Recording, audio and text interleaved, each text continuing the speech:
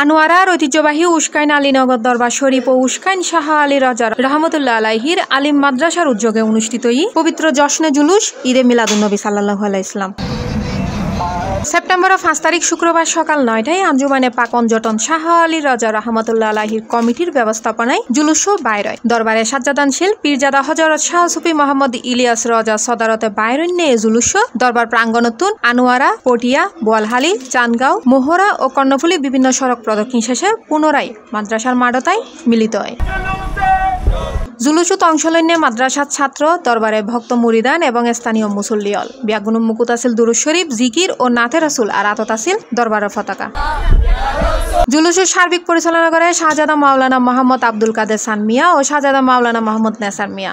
আমাদের দরবারে একটি দরবার, অন্যান্য দরবারে দেখেন কাদরিয়াতের গানি আছে, চিশতিয়াতের গানি আছে, নকশবন্দির গানি আছে।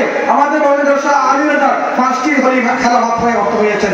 আমাদের এখানে সমস্ত কিছু চর্চা হয় সুবহানাল্লাহ। আমাদের তরিকতের চর্চা সমস্ত চর্চা হয় সুবহানাল্লাহ। আমাদের মঞ্জিলের মধ্যে আমাদের বিশেষ করে শাহ আলী মাদ্রাসা রয়েছেন, শাহ কিয়ামতুল্লাহ আউলিয়া হাজার রয়েছেন, শাহ রশিদুর মানিয়া একাডেমি রয়েছেন, দর্শনী জামি মাদ্রাসা রয়েছেন এবং বাংলাদেশের বিভিন্ন প্রান্তে আমাদের দরবার আঞ্জুমান পাক প্রচারক কমিটি রয়েছে।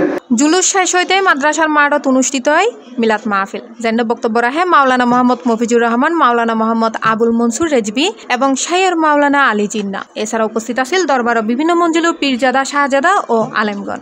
যোগাযোগ করবেন, ইনশাআল্লাহ আপনাদের 100 জন বিশিষ্ট, এর চেয়ে বেশি হবে না।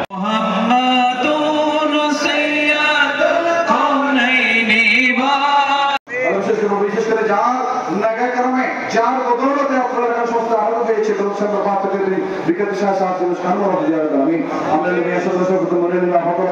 মিলাদ কিয়াম শেষে দেশ, জাতীয় ও মুসলিম উম্মাহ শান্তির লাই দোয়া ও মুনাজাত করা হয়। সি+ টিভি, চট্টগ্রাম।